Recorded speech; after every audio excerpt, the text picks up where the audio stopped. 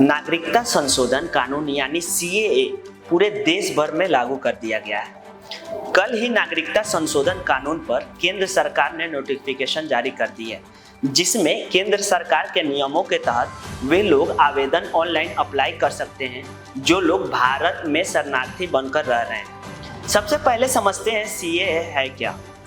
CAA यानी नागरिकता संशोधन अधिनियम।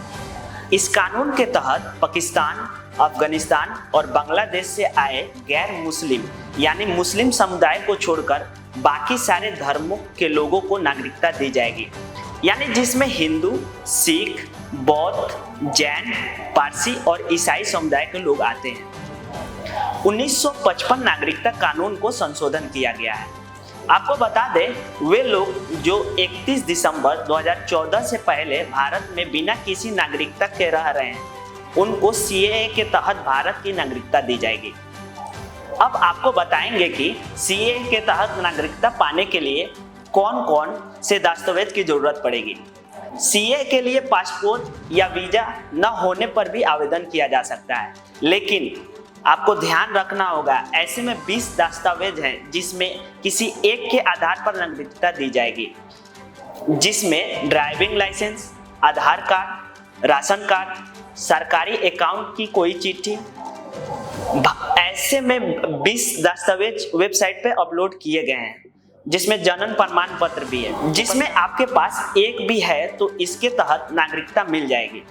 आपको बता दें, इस कानून को दिसंबर 2019 में ही पारित कर दिया गया था और राष्ट्रपति की मंजूरी भी मिल गई थी, लेकिन इसके खिलाफ देश के कई हिस्सों में विरोध होने के कारण इसे लागू नहीं किया गया।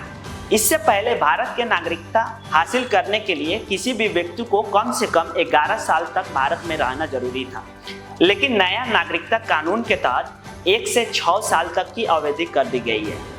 आपको बता दें, विपक्ष इसे एनआरसी और सीएए के तहत जोड़कर देख रहा है। विपक्ष का कहना है कि यह कानून संविधान के खिलाफ है, क्योंकि कोई भी कानून धर्म पर नहीं बनाया जा सकता। आपको याद होगा, जब यह कानून संसद से पारित हुआ था, उसके बाद से ही देश के कोने कोने में प्रदर्शन किया गया था, जिसमें सबसे चर्चित शाहीन बाग का नाम था।